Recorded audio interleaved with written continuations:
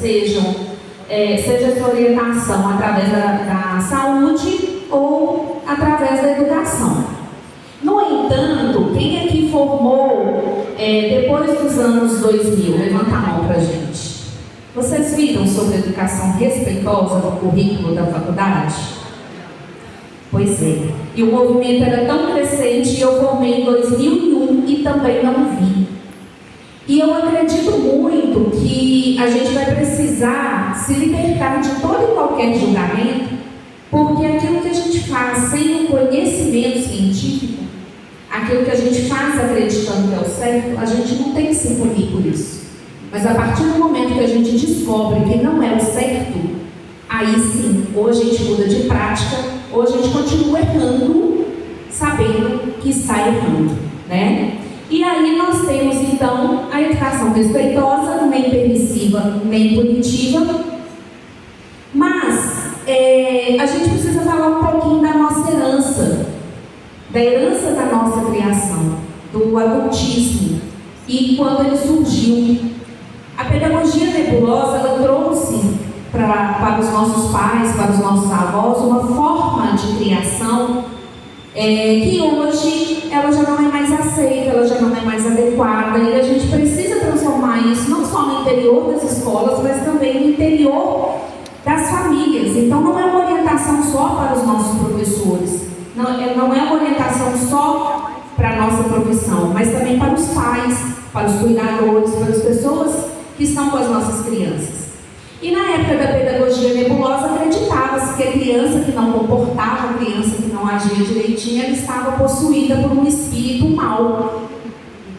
E se ela estava possuída por esse espírito, ela precisava quase que sofrer uma sessão de exorcismo para ela se libertar desse espírito e se tornar boazinha. Com isso surgiram os castigos, tanto os físicos, que são os visíveis, mas também os invisíveis. Aqueles e ao longo do tempo ele foi melhorando no sentido figurado, quando passava para a cadeirinha do pensamento, quando passava para o cantinho, fica ali no cantinho, né? Mas e aí, qual que era a intervenção disso? Qual que era o efeito que isso surgia? Isso foi gerando traumas.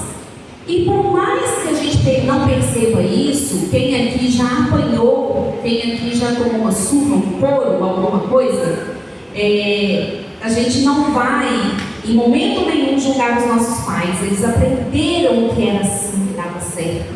Alguém ensinou isso para eles. E nós apanhamos e achamos também, se deu certo com a gente, então é assim que dá certo. E vamos criando as crianças dessa forma. Só que a gente começa a perceber que essas práticas são práticas de violência velada e invisível. E elas são frutos do adultismo e da pedagogia nebulosa. Com os estudos, nós chegamos a um ponto de ter 3 modelos parentais, que são as formas de criar as nossas crianças. Uma delas é o autoritarismo, que muitos de nós crescemos com esse modelo parental. Depois a gente teve, não, autoritarismo não, a criança que decide, ela é que resolve, do jeito que ela determinar, vai. E aí descambou com força, né?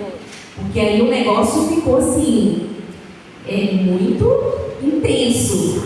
E aí surge a educação respeitosa, que diz o seguinte: nós vamos tratar as nossas crianças com o critério da igualdade. E a gente já melhorou muito quando a gente passou a baixar para conversar com as nossas crianças, a estar no lugar de igualdade.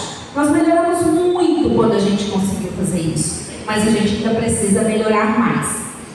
Aqui a gente tem na primeira imagem um bebê chorando. Quando o bebê está chorando, o que a gente faz? A gente bate, castiga, sujiga ele, sacode, é assim que a gente faz? Não, a gente passa a ser detetive. E aí a gente começa a fralda molhada, aí troca a fralda. Às vezes é um banhozinho, tá suave, dá um banhozinho. Às vezes é dor de barriga, pode ser cólica, vira para baixo, a barriguinha, faz uma massagem, dá uma gotinha de hospital, fuxicória e por aí vai. Não é assim que a gente faz? A gente é um detetive comportamental nossas mãos. E o que acontece? Que isso se perde que quando ele tem mais 5, 6 anos, a gente começa a ter aquele comportamento ali. Por que ali a gente não é também um detetive comportamental? Para saber o porquê que está fazendo a possível birra. O que deixou, o que fez com que aquela criança tivesse aquele comportamento. Claro que agora já não é mais uma fralda molhada, claro que agora talvez já não seja fome, porque ele já sabe pedir, ou talvez até seja, porque às vezes sabe pedir, mas tem vergonha de pedir, não sei, ou uma dor, né? A gente deixa de investigar e a gente passa a punir. A gente passa a castigar, a gente passa a colocar como ele está tendo um comportamento feio. E aí, muitas vezes, essa imagem aí do meio da criança gritando, criança com cara de brava, criança agressiva, muitas vezes é reflexo de como ela é corrigida no interior da casa dela. E aí, quando ela está ali no meio dos coleguinhas, na sala de aula, no pátio da escola, ela é julgada por esse comportamento. Então, a educação respeitosa, ela precisa suspender o julgamento. E a gente precisa suspender o julgamento porque nós precisamos entender que o cérebro da nossa criança, ele ainda não está totalmente formado. E que nós temos o córtex pré-frontal que só vai se formar totalmente aos 25 anos. E a gente quer que aquela criança seja boazinha, que ela tenha um comportamento bonzinho, como muitas vezes nós adultos não temos. E já temos o cérebro formado. Quantas vezes a gente já teve, a gente precisava ser bonzinho, mas lá no coletivo da escola a gente foi malzinho e jogou uma meleca no ventilador. Só para aquela reunião não acontecer, só para a diretora não falar, só para o clima ficar ruim. E o córtex pré-frontal já está totalmente formado. E aí eu quero que a criança tenha um comportamento que muitas vezes, ou algumas vezes, enquanto adulto, eu não tenho. Então nós precisamos ter o conhecimento de que como é que aquela criança se comporta, como é o cérebro daquela criança. E eu acho que hoje a gente tem muito conteúdo acessível para a gente errar menos. Os nossos pais, os nossos avós não tiveram acesso ao conhecimento como nós temos, né? E aí, a gente precisa entender sobre sentimentos e emoções. Quando a criança entende de sentimento e de emoção, quando você legitima o sentimento dela e quando você ensina para ela como ela deve se comportar ou como que é melhor que ela se comporte, identificando o sentimento, a gente diminui muitas as questões de conflitos entre os meninos, de conflitos, de brigas entre as crianças, de disputa. E um trabalho muito exitoso que eu fiz na escola, que hoje eu sou diretora, foi sobre os personagens do filme Divertidamente. Nós fomos ensinando para as crianças o que cada sentimento é, o que cada sentimento significa, quais são as reações das pessoas quando elas estão sentindo aquela emoção e quais são as estratégias que ela pode adotar se ela estiver sentindo aquilo. Então, na nossa escola, nós temos uma ampulheta de 90 segundos, que é o tempo que, segundo Daniel Goleman, você precisa para baixar a sua adrenalina e conseguir tomar uma atitude melhor. E aí, a gente chegou os dois brigando, a gente coloca eles sentadinhos, calma, nós vamos escutar todo mundo. Mas primeiro a gente vai olhar aqui, enquanto essa areia não passar lá para baixo, a gente não começa a conversar. E esse é o tempo de aquietar aquela emoção. Outro mecanismo que a gente usa também na escola é o semáforo das emoções negativas, também que tem no livro do Daniel Goleman, para eles identificarem, não, peraí, estou muito nervoso, não estou legal, estou bravo, eu não posso falar agora. É melhor que eu pratique o silêncio consciente nesse momento. E até nós adultos, né? A gente precisa se permitir, porque lá na pedagogia nebulosa também nós aprendemos que a gente tem que responder quando é perguntado. E pode demorar para responder?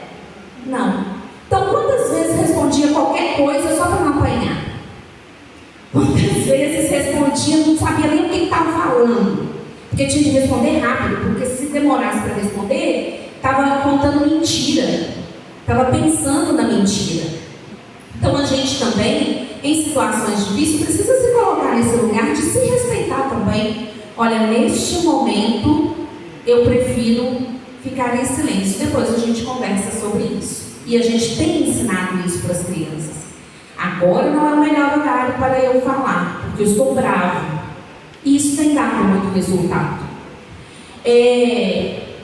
Eliminar a prática do castigo. Eu ainda não consegui 100% disso na minha escola, mas eu já consegui muito. Gente, castigo é violência invisível. Não dá mais, não cabe mais na nossa sociedade, não cabe na criação dos nossos filhos, das nossas crianças. É fácil? Não é. Mas é possível? É. É plenamente possível. Quando você faz um silêncio consciente, trocando gelo pelo silêncio consciente, diz para a criança o seguinte: olha, nesse momento, não está bom a gente conversar. Mais tarde a gente conversa. E aí, na hora de conversar, a gente dizer: olha, você teve aquele comportamento, como você acha que eu me sinto quando você fica daquele jeito? Como seus coleguinhas ficam quando você se comporta daquele jeito? Será que é legal? E aí a criança vai dar a resposta.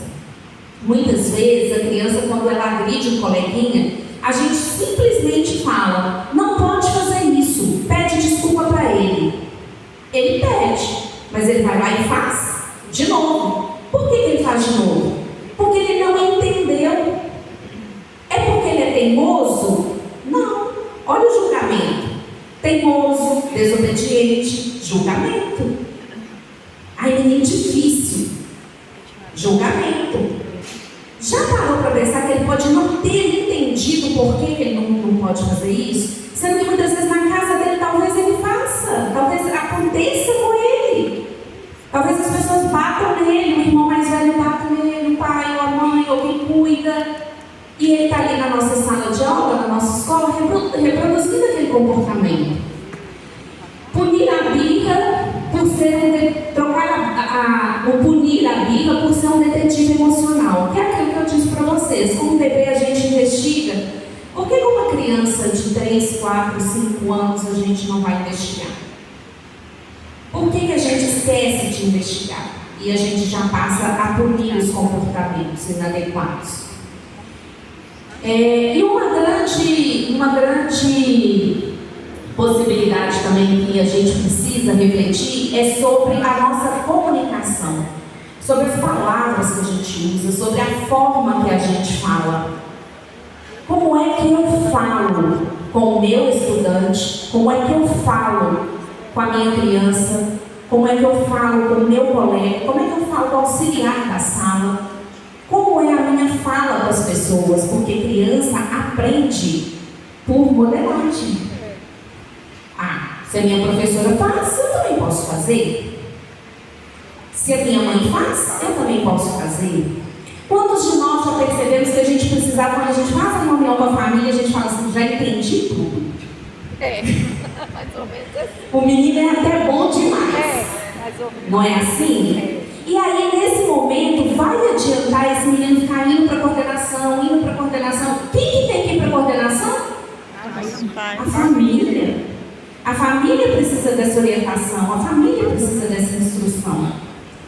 E eu quero dizer para vocês que quando a gente começa a dedicar esse tempo para poder identificar, para ser esse detetive, a gente descobre muita coisa e a gente consegue muitos resultados, porque você para de punir o comportamento e começa a tratar a causa. Quem pratica a punição do comportamento vai ficar punindo sem resultados. Porque a gente precisa entender a causa daquele comportamento. Para concluir, eu quero dizer para vocês que não é uma missão fácil, não é uma tarefa fácil a gente trabalhar na perspectiva da educação respeitosa. Mas ela é totalmente possível. E eu acredito muito que se a gente começa no interior da escola, se a gente começa orientando os nossos estudantes a ensinar até mesmo para os pais, a gente vai conseguir transformar essa sociedade em muito pouco tempo. E enquanto prática pedagógica, a gente eliminar totalmente o autoritarismo dentro da escola, a gente eliminar totalmente a permissividade, deixa ele fazer o que quiser para dar sossego. E a gente vai começar a trabalhar numa perspectiva de consciência a respeito da educação respeitosa, onde o meu aluno, a minha criança, ela é um sujeito de direitos igual a mim. Ela é um sujeito que é capaz de aprender como eu também sou, mas que eu preciso estar disposta a ensinar e a doar o meu conhecimento para a família dessa criança, para os cuidadores dessa criança, para os meus colegas. Aproveito para parabenizar vocês por estarem aqui dedicando esse tempo para a formação. Isso faz toda a diferença na nossa vida e isso mostra o quão diferente vocês são e o quanto vocês pensam em educação de qualidade, seja ela pública ou seja ela da rede privada. Muito obrigada.